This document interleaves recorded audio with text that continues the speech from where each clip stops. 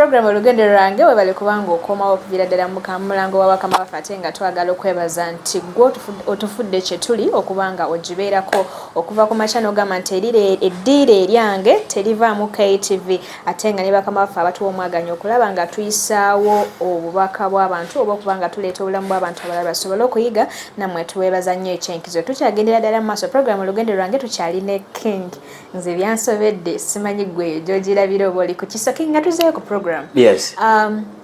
Obulamu buno bukwasaganya butya ng'oli wafujjo nnyo at the same time ate ng'oli mu kusoma revision tewakolanga revision? Nze saakolako revision sina na report. Sina na report kubanga amasomero agasinga nze nasoma okubeera concentratinga mu kiraasi entuufu yali senior to first term.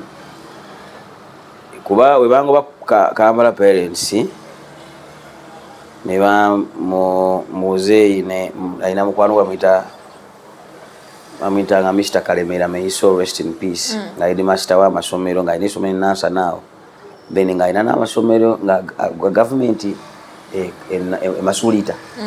Kati muzeeyi nagamba muzeeyi mutabani wo just alabika mwana embeera y'e Kampala ali just planned nnyo mumpeemu konkoleki mutwaleko mu life endala agirabe bwebeera ne bantwale Masuulita junior school eyo kati Masuulita nze yali munamu engatto nga balala bonna tebalina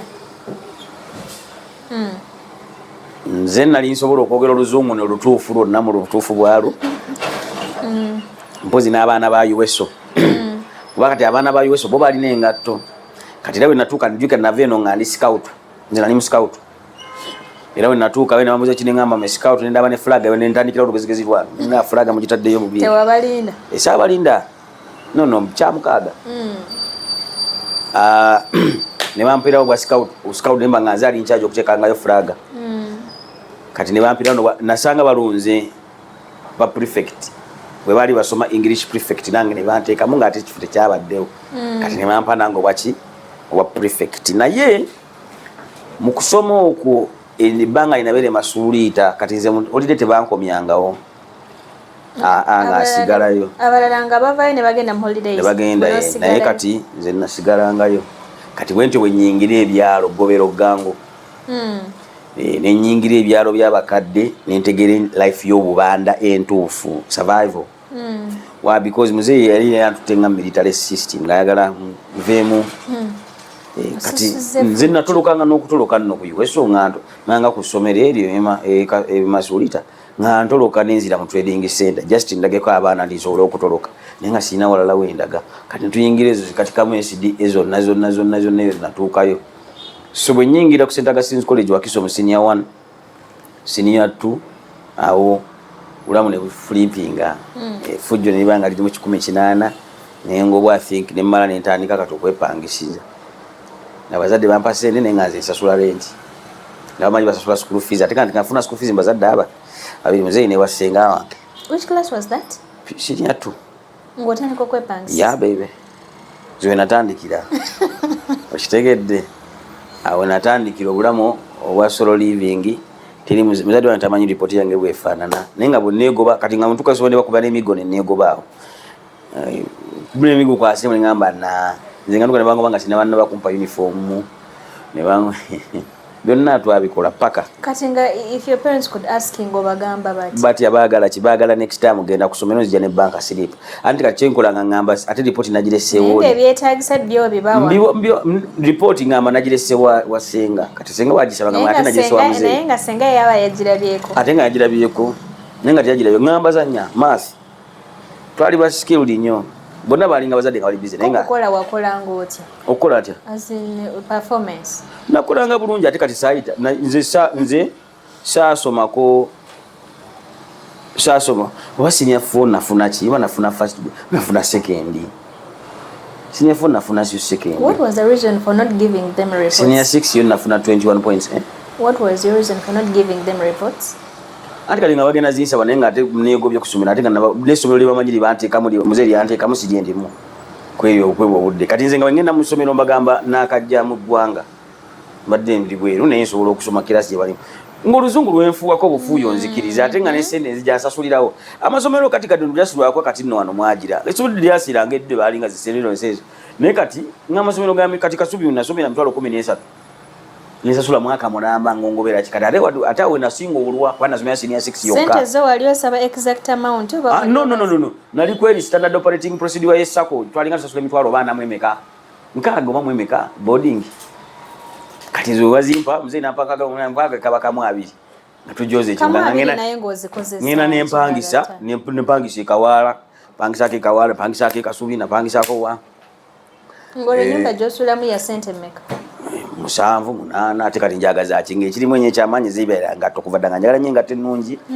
ngatto kati nga uniform eva amasomero gonna gasinga gabiranga ga black tizenga ngule suit yange ne koti yange kati nge shirt mba nayo nga kibuga kyonna nkimanyi badge nze kubisiza nenteekako badge nenzija netusoma nongoba nemyanya bakuganga ku ssomero ng'odda kulira nga kuddala nga netwala kuddala bw'osaba report nga nkugamba please give me I don't have it but I can fit in this class I know ABCD the moment you start speaking English ne confidence nyendeseza yes yeah nazi kumbe musembeze ekizibu kati muzadde yajja atya okumanya nti kati okusoma muzadde teyamanya paka lwe bansiba senior 6 nga nkubye omusomesa actually nakuba musomesa kati awali kusomero ne banzigalira mu ssomero Kasubi secondary ne banzigalira mu ssomero ne baligala lwalira lwa mukaaga okusiba wali okoze eki nani kuye musomesa nga kukoze eki ya musomesa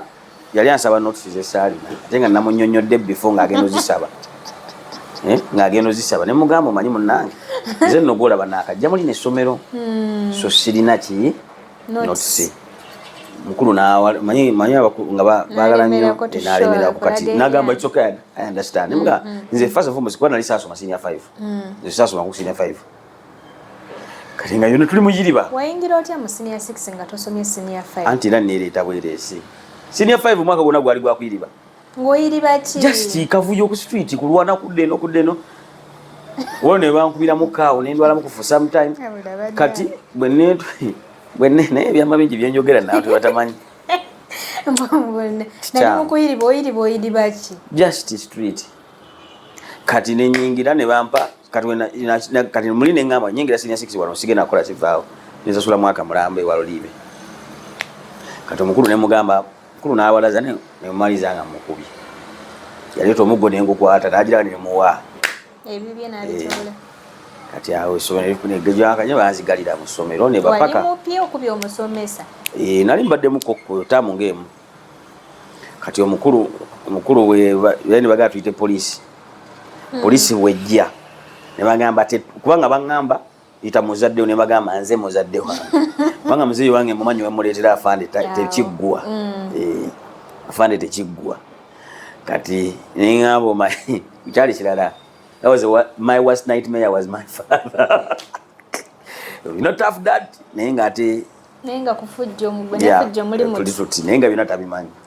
so only because I wanted to be independent I wanted not to be defined by my family I wanted to be me kati I wanted ghetto life so much than the other life that I had programmed for our lives so era bwolaba baganda bange banjawulo nnyo ku nze so bwe tumaliriza poliisi negamba nedda ssebo tutuuka ku poliisi nga bakubiraani muzeeyi gaali mateeka nga balina omukubira muzeeyi najja nagamba ssomero kirinoekyakugira mu bwongo nga tewali giwunye nga tigiwunye kati olwedde giwunye nkindidde nkituddemu tewali kyakukola yamaani muzeeyi wajja n'agamba ssomero kinaga ate essomero ligendako ddi ssomero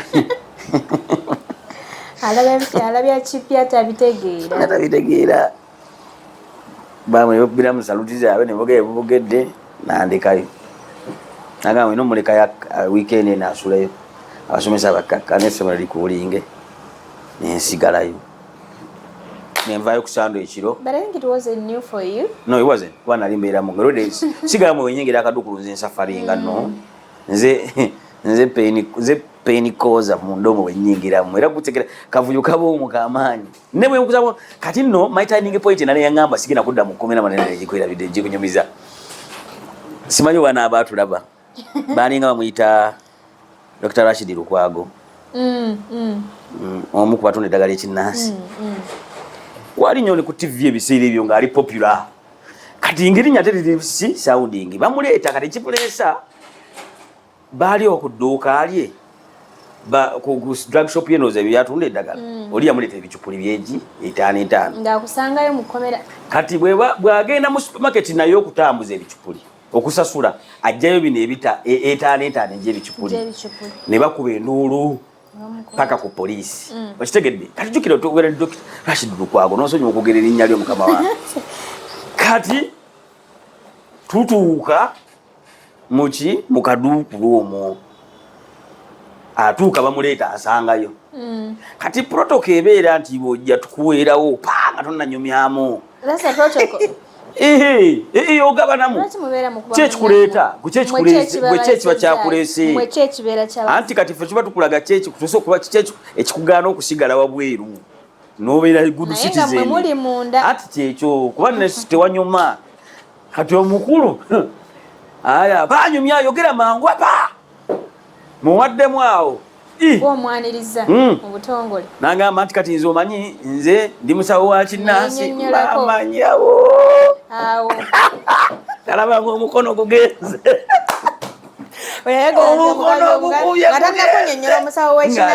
singa kyeyasookerako sande mukubye bamutya oyo basawo bekinansi babakwatako naawe mama nyabo ngamba kali buli muntu naye freezing na ngamba twekazaawo naye nga twamuyisizaamu ddaawo sajjamu kali fe tumanyi musawo w'ekinnansi kagwera mu kuloga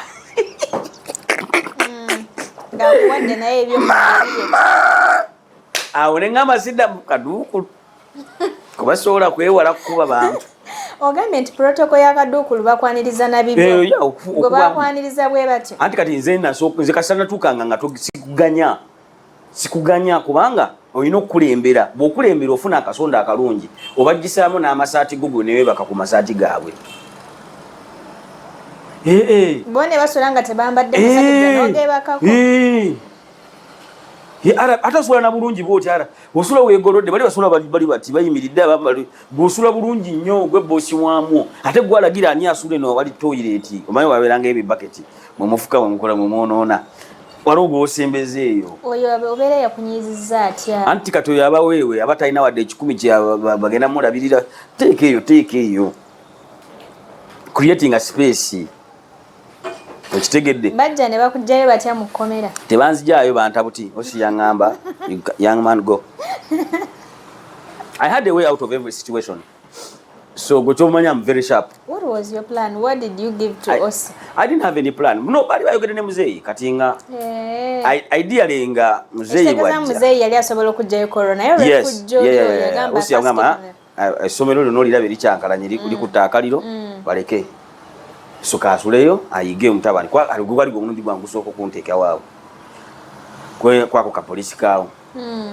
kati nga nvaawo ku makya nagenda kira ku ssomero kwa assembly eri masaa Ferolibe yakiraga amububuka batakola effujjo wano bamusibye kati awoza bamusibye agewulira abana nga baseka kumerode ndi kwa assembly nkubanja nasasula ate nga tyategedde agewulira simanya wali wano ndamuzi mpulira museka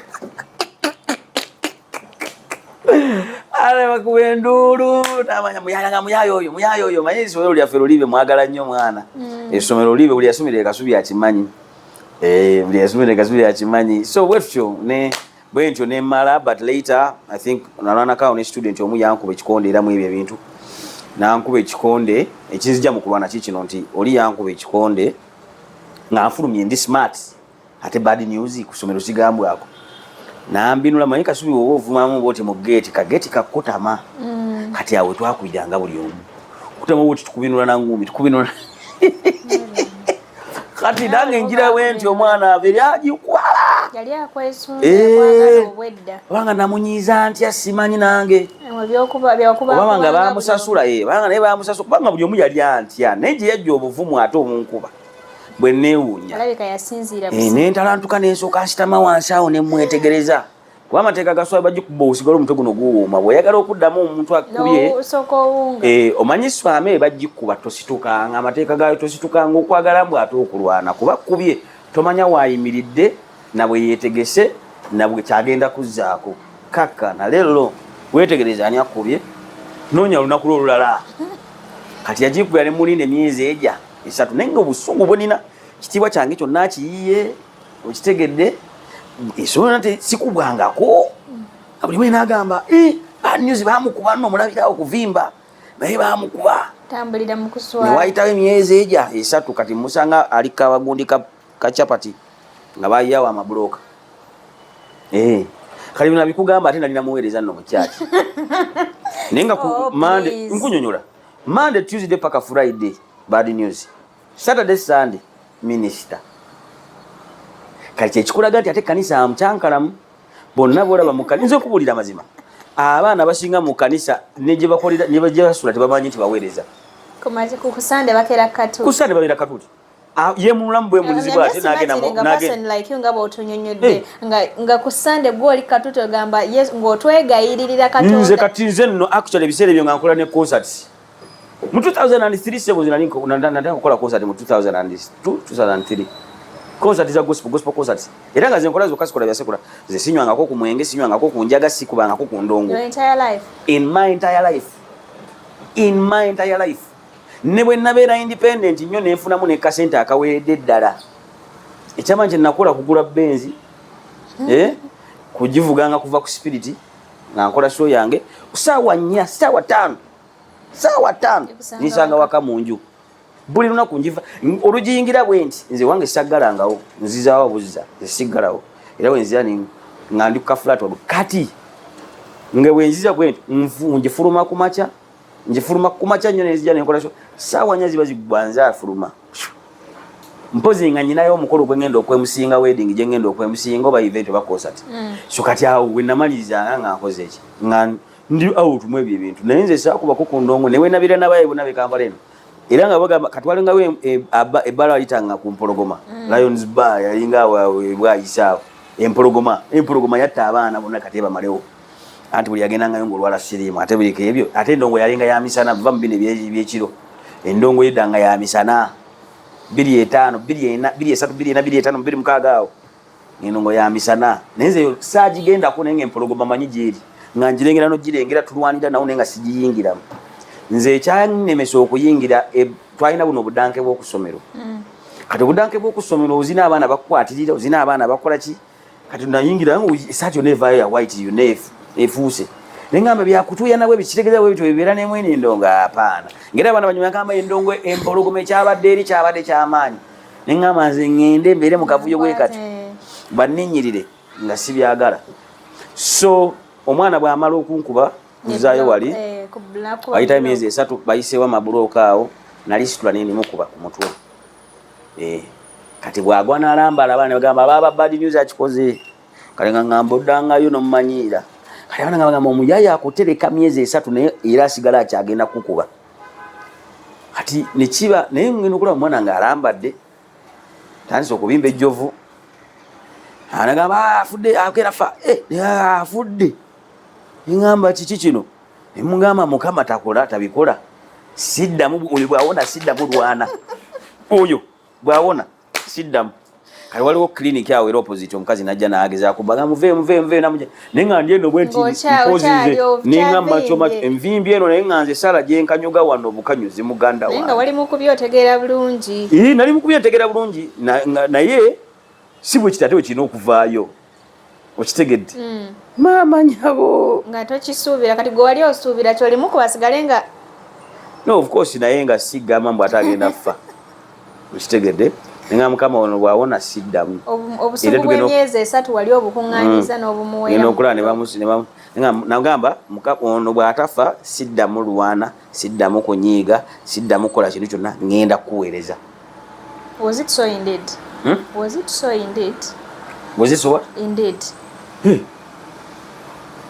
Era bwe yagira bwati ne bamuyingira ku kaklinikira agamba alyoke agenda tebaterera engamba me and fighting we are done.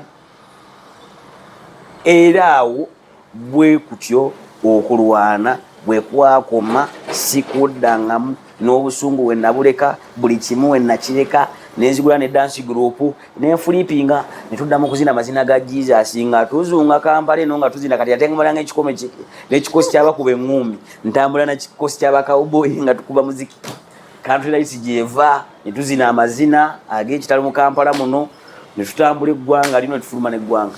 Ebyo byonna ebyokulwana nga tunnabakomekereza eyo paati ey'effujjo n'ebirala wabikola omaze okwatula ng'oli mulokole? Nze kuva ddani mulokole, mama wange mulokole, kuva ddani mulokole ngira ndi muweereza mu kyaki. Nze natandika okuweereza mu kyaki, actually okutandika okusavinga mu kyaki mu 1998.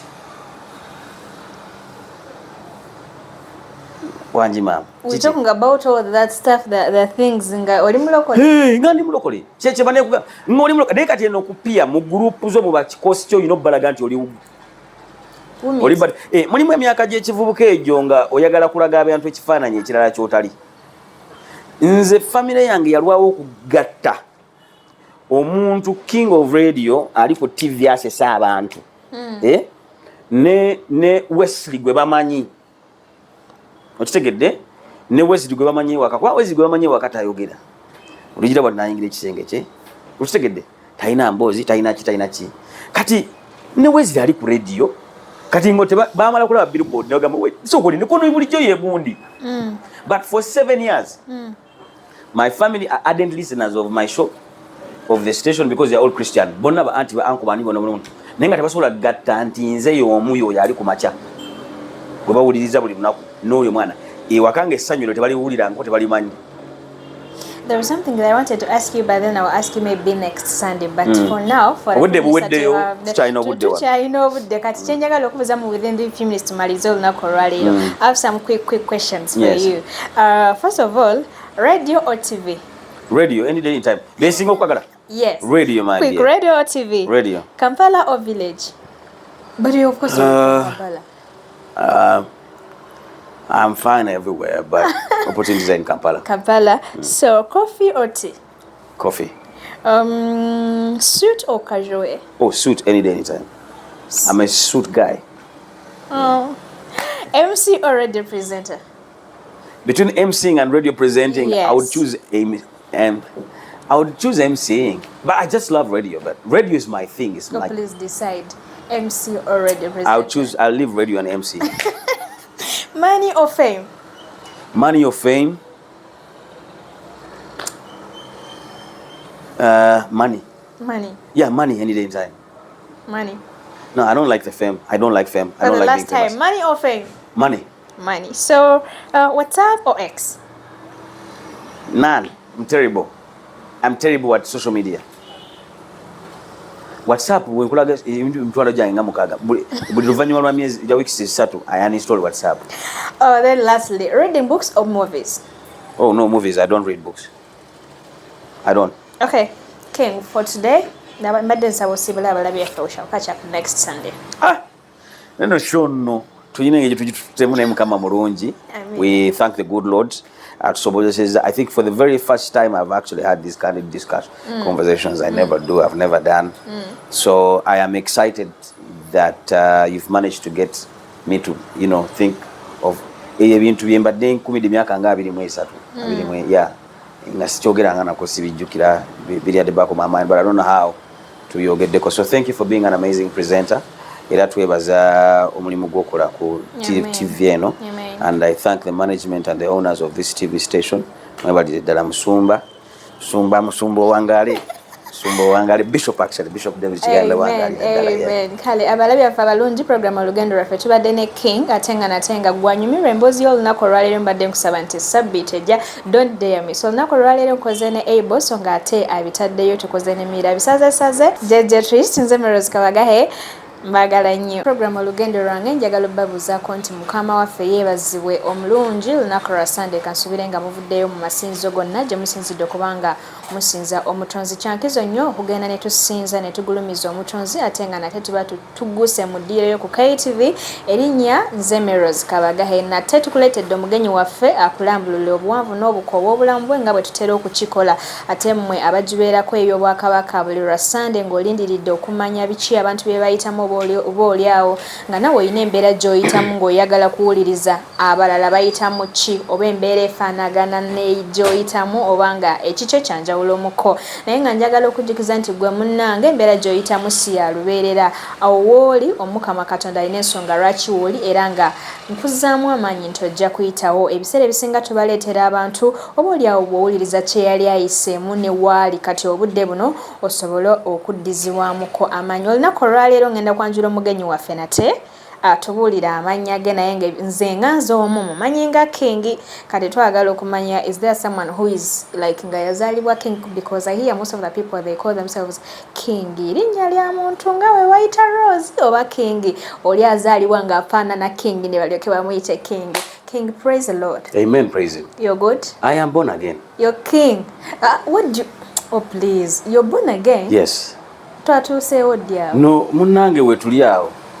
Awo wetuli awo siviirawo ddala awo. Ekitegedde. So, praise God. Amen. Oh. Praise God. Amen. Bungamba, how are you? I'll tell you I'm born again. Oh. Gamba oli otya ntya nalokoka siina buzibu. Bwekiteekeddwa okubeera era gwe obwanga ogw'omuntu. Nze bwetyo bwe mbadde nkikola ebbanga lyonna era abasinga okumanya amanyidde ekyo. So kinnyambako bw'ombuuza nti bwe nkubuuza ngamba how are you? Ngamba I'm born again. Kati nakimanyiira nnyo nti naakamisinga opportunities bbiri. Ez'enkizo nnyo mu bulamu bwange nti oyingira ofiisi olinga n'omugamba mbona agenda gamba balokole mwatutama. King gena kuddamu nkyalina meeting gye nziruka gye ŋŋendamu. PA nakubira n'agamba kye wayogedde kye kyamuggyeko. Kati siiga era siigirako ddala ogwe yasembyeyo juzi omukulu gwe twagenda okulaba mu ministry ey'amaanyi permanent secretary.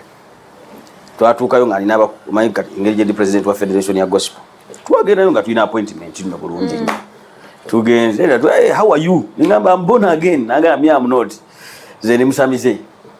Ngamba kati kamayitiro mulokole abakwasaganye. Na tugoba bwatyo nno.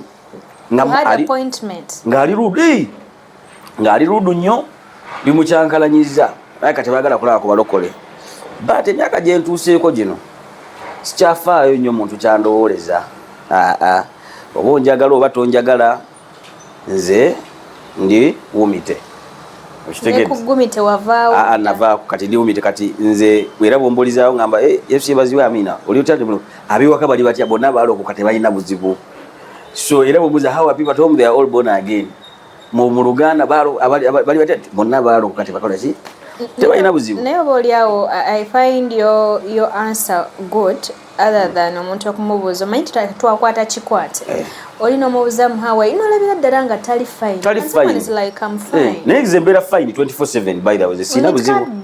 Nkutidde mukwano kati labayo nno nze bwondaba wano nga bwondaba olwo kati bwe nti obulamu bwange bumutambuza ndi happy sinyiga siyomba na sinagijjako amaanyi kati emyaka gye ndi mugikwata mangu girwala mangu sukaali kati nno mwewalira ddala lwakuba gye munywate kati embeera esobola okukola King soko osimbewo essiraawo emyaka gy'olimu otegeeza ki kati labayo abasiraamu omulengerero eri nga sigeda kiriya entalabuusi stede empale ng'ali ku mutema nga ne sunna kweri kati fe abalokole batutegeererawa. That's why tumaliriza tukyankalanye tumaliriza buli kimu kitututte ndi ku TikTok kubanga abasinga tebamanyi nti bali mulokole nyingide challenges za secure nyimba ndioko neyagala naye nga ate ndi mukwaya naye nga ate ndi mbuweereza njogedde ebyaswaka ba njogedde so kati bwobe buli kyoyanjulira abantu bwe bakujajinga nze mbeera n'abayimbi ba secular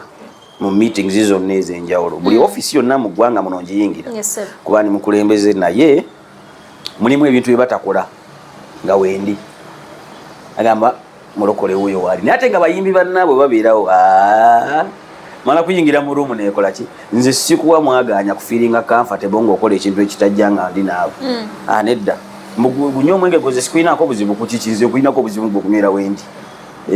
Wakola omukolo King? Nakola nawasa. Wawasa abantu tebanywa mwenge? Nga bagunywa ku kyaki kati no na dictating ekisooka ebyokunywa n'ebyokulya anyway saasonda mukolo gwali gwange nze nagwekolera kati music yaliko DJ Easy Samuel nga kuba gospel actually twatuuka abayimbi bagula ba ku TV omukolo kwa gwali mu lockdown bonna ne bajja ne bekola mu meeting mu WhatsApp group bonna ne bajja ku venue nga sibayise kati music n'alekera awo okuyimba kati nga wandiyitaze music wali omuyimbi akola ki ayimbawo kati nze ebyange tembeeramu secular ewaka ewange TV tebalaba za secular ennyimba temuwuliza za secular buli kimu kyonna nze ndi dictator nkitegedde buli kimu kyonna kibeera kuba kyaki gospel buli kimu nno nze era kati ate n'abayimba ekikwewunyisa nti mikwano gyange bonna abo abasinga bonna ab'ensi naye ennyimba zaabwe sizimanyi era tuba twogeranga nubainenga kozi nayifulumiza oluyimba nenga sizimanyi nkumanyi nti gwe gundi era tutwogera ne ku WhatsApp naye music wo simumanyi so kitegeeza ki nti si consuming products zaabwe naye kati gwe mbuuza ku gospel yenna n'olupyo lwakajja nomanyi n'alowooza okuyimba gospel mumanyi kyewasalawo bwe bulamu bwentambuliramu bumpadde emirembe mingi nnyo nno ddala kitegedde so kati era obulamu bwange bwonna bwa kkanisa bwa chachi bwa bivulu era n'ebivulu byonna byenkola byebyo nkola pate zonna zosanga zonna n'omukyalo wange namusanga mu bidongo nga tetunaba kubuzaabuza abantu batulaba ku KTV tusooke tutegeere King yani nti bannategeera King mulokole bampita Wesley Silver King kati King nalyongerako kuba baali mpita nnyo kati engeri gyebansi kukosa King Wesley but documents zange zonna zibaddeko Wesley Silver tolina mannya ga linnya lya Kiganda ate ezendika ebyo zesirike ebyo legali kundagamuta yaman yeri rudda wana ndibadde nayo wanino ne ID zange zonna buli kimu buli document tolina Kyagulanyi nedda mukwano ate kati njagaza ki njagaza ki bazadde ge bakuwa nayo bawagakyusa nedda weewo nina n'abalala baganda bange bonna amanya gaabwe gonna temuli King omulabi waffe yanjagadde okumanya yazaalibwa luddawa nazaalibwa mu ddwaliro wano Emmengo mu ddwaliro Emmengo mu mujyi ekinaana eyo katanjogera omwaka saagala obuzabu ate muno ebintu by'omwaka tobyagala lwaki last time you told us I'm 40 again nze buli birthday bwe natuuka ku 40 n'enkoma ne malaawo ekisooka nawangala emyaka Yesu gy'ataawangaala Yesu yakoma ku 3 mweja kati bwe nasussa 3 mwejo ne ndyoka mpasa nalina okukola kati ebisinga ku mukana byakola ki byataakola naye so nazaalibwa mu gy'ekinaana nkulidde ku Kampala kuno okuleka okufulumamu nodda naye nga kuno ku Kampala kwembadde nsomedde masomero 16 ebibiina biri bimeka ebyo watosusizaamu byebyo no mulimu we nasomerangako weeks 2 waliwo nabeera nga tebannamba kupa uniform ne bangoba naawe obuzibu bwavanga ddalu lwakunda banga ndi eno ndi mukakamu neyagalira Yesu gomanyi kyeyanyamba era ddala alabika yakuyamba kinene kubanga wotuukira okumala weeks 2 mu ssomero ne bakugoba obeera okoze eki nakola effujjo lyonna juzi nasanze omu ku bakyali bange nga yayingira special forces ng'ekyali kyamuyingizaayo kufuna maanyi na buvumu buwoolera bunkuba olabika wamuyisa bubi twalwana nnyo kakyeyo kati nze bangoyo masomero kati eyo Hoima Road yonna okuva eri enaddangira paka weekoma Cold Kampala buli kapoliisi nayingirawokko buli kapoliisi sero nasuulawokko nga kinsuzaawo tewali kintu kirala busungu bwakumpi bwayita short tempered you are short tempered I was ane kati ne bokola otya tolina butoswa kunfuna naku mmeka zojjukira ezaasembayo obungi okuba nga oli ku police station oba wamalangayo essaawa ne bakugjayo kati I had my way out of everything nga nze bwe nnyingira akaduukulu nyina okufuuka RP waamu RP oba gwakulembera kaseero ako mundaawo kati RP osobola kukulembera kaseero ng'okubye gw'osanzeemu mukulembeze waako kati nze ng'ekibuuzo ekyakkubya nga situnnaba kwogera kuba nali bwa street nga kasita ombuuza gwe ekyakuleesezza nga nsooka nenkugema kati gwe nkugema nze gwe bafuula RP omusajja bw'aba yatandikidde mu maanyi bw'ati mu giya mulala nali mutono nno nga sina nagatta wabagemanga otya kugemerawo kubeeramu buswame omusango omusajja nga muwanvu muggumba ate byabeere swame ziriko ebyo swame we tukuba tumanyiiwo ate swame okuba mu kawompo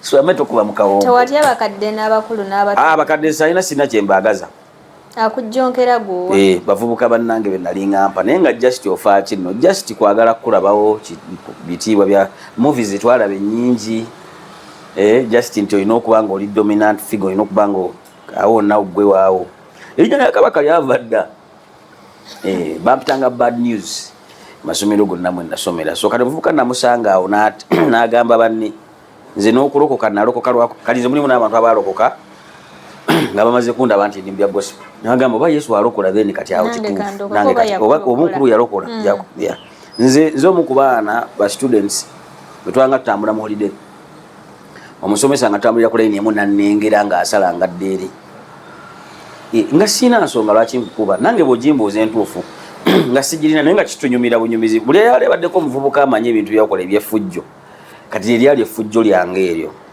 era byantaasa nnyo naye era twamaliriza ate era sitiiro bonna ekiriki gye nalina yonna bonna baafa mu bintu bya street era nga tubeereyo wansi makerere mugeze mu kulwana mu vita ne bamufumitirayo ekiso ne bakola ki kati bwe mbivaamu mu 26 nze nabivaamu 26 nga nyina omwana gwe nali nkuye nga alayika agenda na factory yenna mukuba na broka samuba na ngumi yali akoze ekigwa okuba block yankuba engumi eyaswame nange kati nanswaza mu bantu abangi ndindako ekigambo swame olanze sikitegeera eswame tokitegeera kwa tobaako omuyaye boli planned kid kati swame ye engumi ze bakuba nga teweetegekedde nga tebakulaalise temusoose kuyimirira bano abaana bebasinga okuba ne bakuba peva biki ebyo bakuba togenderedde kati eyo nyangu nnyo mu kulwana kwa street naye close combat nga bwe babeerawo close combat awo nga sisobolawo because close combat omuntu asooka kwepimira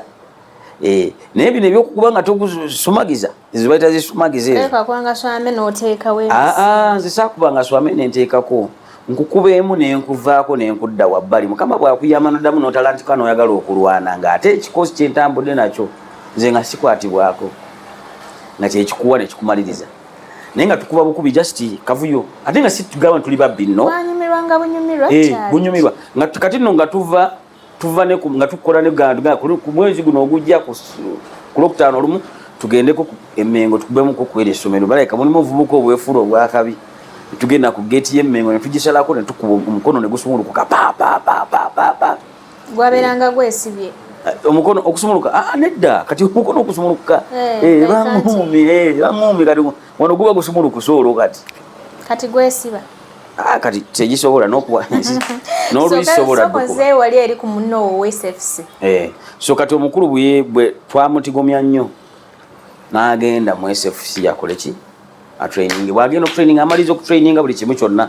babata akoma mu Uganda bamuta akoma of course alinamu ne discipline agenda okulaba nga buli wonna wayita bu billboards bonna kuliko nze n'atega awulire n'agamba no gayi mumanyi bw'atega n'awulira nga ate yenze nagamba gayi yalokoka mwana atansaze nnyo okitegeera namusala so kati yansanze awo after all those years namusanga ali ku one of the gold refinery companies wano eno and bro man who has mesmerized and is a fan following her wa buli wamu so when I transformed my life completely n'abantu bangi abali bandaba twali babinyo bavuka babinyo bafujjo. I don't think in this era, in this generation, there is anyone who is really bitter and angry like we were. We were bad boys, man. Bad boys. Man, bad boys. If you see a bad boy kati ebiseera bino nga atambula, can you notice? Yeah. I can neutralize a younger boy, a bad. Temukyali bad boys. Abaana b'ennaku zino, they are feminized. Yeah. Abaana abasinga bonna abalenzi, they are feminized. Even how they walk on the street. Tosobola sanga omuvubuka agaziwa. Kizibu. Atambula abawuna. Balance tezikyaliwo. No one feels he's a man enough, is macho enough. No one of the boys that I see on the streets that actually do that. Most of this generation abana bonna balinga bali feminized, bonna bakulula bali, you know, bali ize, then abalala n'ebintu byebalaba, they are TV kids, you know. They are PlayStation kids. They are, you know, they don't play ball. batono nnyo abali ku mupiira, batono nnyo abali ku rugby, batono nnyo abali mu sports. So it's hard now. Pozi kali bana street abanoonya survivor, abanoonya ebyokulya ya abo bangu ate nze nkusoma from afar nkulengera ne nkwawula mu bandi nti gwe toli ku kituufu, because I have a very interesting awareness system. I'm self-aware of my surrounding. Nze bwe nnyingira awantu kyesooka okutunulirawo exit route yawo, kubanga bwetyo bwe twasurvivinganga nga bw'oyingira mu kitundu onoonya w'osooka okupanuyira nga giwunye. Ekitegedde kati nkozesa ebigambo by'okupanula zinga noma nabbaira kati ebigambo byenkozesa no bamneewuunya nti ndi muyaaye because tebampulirangako mu eyo life. Yeah. So kati nga osooka n'onoonya w'opanuyira kati nga era bwe nnyingira rumu nakyannemeramu kati nti I'm very self-aware of my surrounding. Nnyingira ne mu rumu n'ensooka scanning obuzibu buyinza kuva ku ani wano we tuli. Nnyingira ne rumu n'ensooka mmanyirawo n'ani asingayo obunafu mu rumu mwe tuli. Nga byaki self defense. I don't sit in a place just for just. Everywhere wembeera I sit strategically for an exit space. Wonna nsobola okuba nga nsobola okupanwa, nsobola okwejjawo ne safety measures eziri mu kitundu. Kati ebyensuntu byesooka okutunuulira nti nkesi ngaagudde obuzibu okay, wow, there is a newe manyingira awantu nyingira ndaba weak links z'ekifo zonna. Yeah, it's part of the security mindset gye twazimba eventually.